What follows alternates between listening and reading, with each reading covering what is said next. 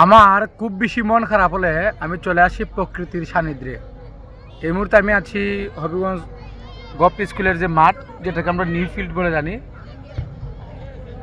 আমার পিছনে আছে চিফ জুডিশিয়াল ম্যাজিস্ট্রেট আদালত। এখানে মানুষের ফুটবল খেলতেছে, এই পাশেও আছে ফুটবল খেলোয়াড়রা,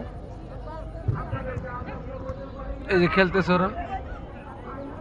এবং সামনে জেলা স্টেডিয়ামে খেলা চলেছে।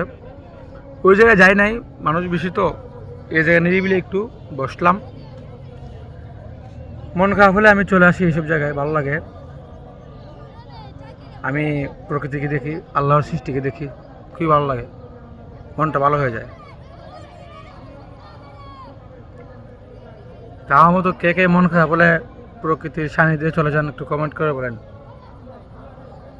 আর ভিডিওটা শেয়ার দেবেন প্লিজ।